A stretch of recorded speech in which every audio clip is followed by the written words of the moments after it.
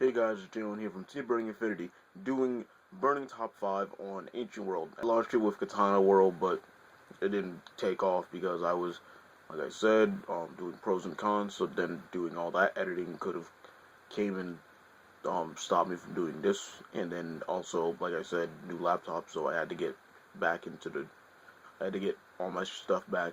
Um, but either way, I'm here to bring you the top 5 cards of Ancient World, at least in my opinion. These are all opinionated. Remember that these are only what I think are the best cards. If you have something different, please leave it down in the comment section below. Tell me if you disagree, agree, what your top 5 would be. Um, and without further ado, I want to get on to the top 5 cards of Ancient World. Now, with every top 5 list, you always have those cards that are good, but not good enough to make it onto this list. Honorable mentions to this list are going to be as follows. If you didn't already notice what each of these cards are and what they do, these are Dragon Emperor Legend, Dimensional Demonic Dragon, Lattice the Tyrant, Dragonflame Cascade, and Wicked Dragon of Fabrication, Demonica. All these cards are really good cards. There's a Spell Nullifier, a great counter removal that's very underrated, a good boss monster, but the deck around him just pretty much sucks because he's the only Wild Dragon card, truly, because the others are just vanillas. And then you have the other draw power of Ancient World, but it's pretty good, but it's not good enough to be on the top 5. Now, speaking of the top 5, let's get on to that list. Number 5.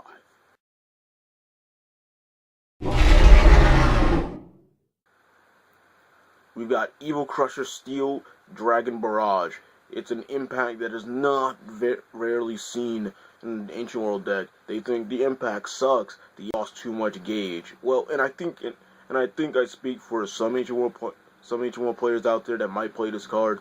That's a really bad reason to say this card's not good. This card is absolutely amazing for Ancient World. Think about it like this. The only requirements are 3 gauge and your opponent to not have any monsters on board.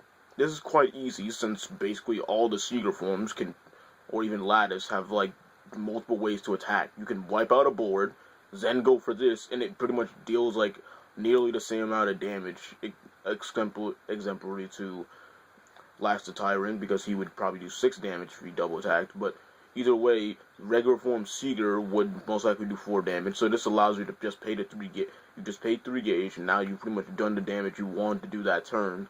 And other ways to use this are, of course, OTKing, like, say your opponent's, like, got a small board because you've been counterattacking and destroying it with other cards, such as Dragon Outlaw and others, and then their field's just, like, whittled away, so you can just start hitting them for damage, then go for this impact. Impacts are meant to impact the game, the game state, or end the game.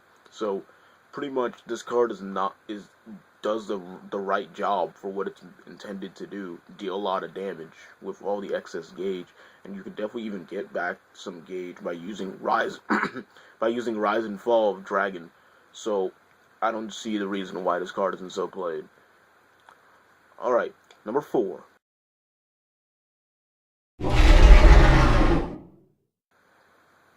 We've got Divine Dragon Creation. Divine Dragon Creation is the nice one equivalent to Ancient World. Instead of paying 1 gauge, you pay 2 life.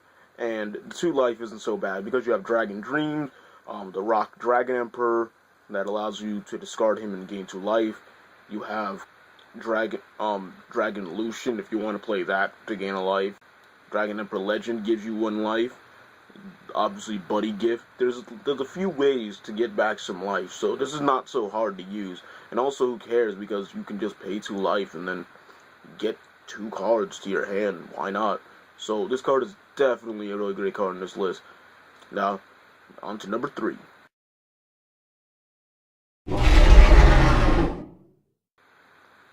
Makings of a Great Dragon. Makings of a Great Dragon was obviously going to be on this list. Now, most people are going to probably argue with me saying, why isn't this number 1? Why isn't this at least number 2? Because this card has come with its faults. Now, it's a great searcher card, nonetheless. Searches out pretty much all the boss monsters in Ancient World, period. The problem with it, it's only good early game or sometimes late game. Early game is so you can get into the card, so you can call it.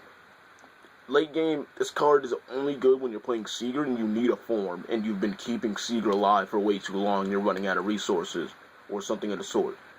So, I feel like this card is really great, even with the pay 2 life, along with Divine Dragon Creations pay 2 life, that could end up coming back to bite you in the butt, but this is definitely a really great card, and one of the best cards in Ancient World, obviously, since it's on this list. But then we go on to number 2. We have Wrath Trigger. Wrath Trigger is outstandingly one of the best cards in Ancient World.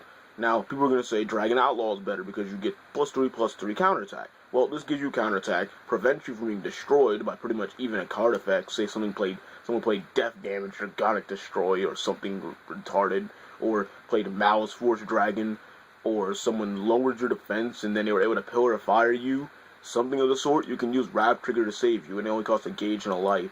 Say you're going against a deck where they have a trouble hitting those numbers sometimes, so instead of wasting your Dragon Outlaws, you can just use this. This may cost you a life, and sometimes this will hurt you if you go against Penetrate, but this card is definitely one of the best cards in Ancient World. Definitely number 2 on this list, but there is no card that can match up to the power of number 1.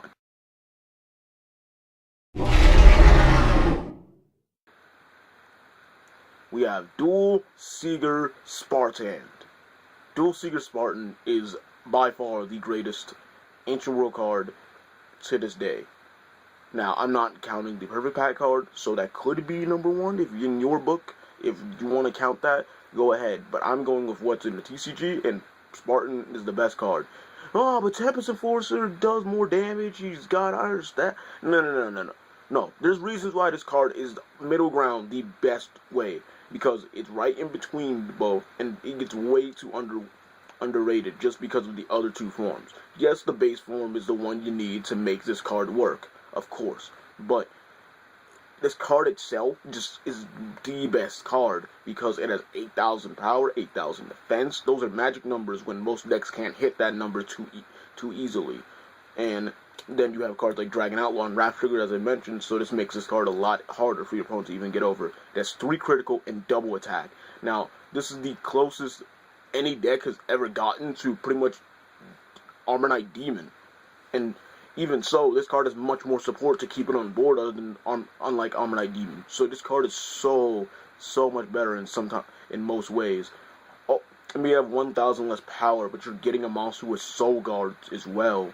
It costs 3 gauge. It nullifies the lifelink on Seeger so you don't get fucking destroyed. And it's just a really good card because it just allows you to get yourself back on board. Now, Tempest Enforcer, yes, Exemplary, it could be a better card in terms of stats, ability, penetrate, all that, blah, blah, blah, blah, blah, blah, blah, but it can lose you a game in Exemplary. And also, it's pretty much an impact, if you're going to call it that. I don't even want to call it form. It's an impact. It's only an endgame card. If you didn't call Tempest Enforcer to go for game, you're gonna lose the game. There's no way in like a ton of ways you can just prevent this card from being destroyed. Yes, there are cards such as such and such and such, but by the time you're in late game, I doubt you have most of those cards at your disposal. So this card is only an endgame card. If you can't do that, then Tempest Enforcer is not good. Spartan is just the perfect middle ground, and that's why I think it's number 1 in Ancient World. Hope you guys like this video. Subscribe to Team Bring video for more Buddy Fight content, and I hope you stick around for more Burning Top 5. See you guys later.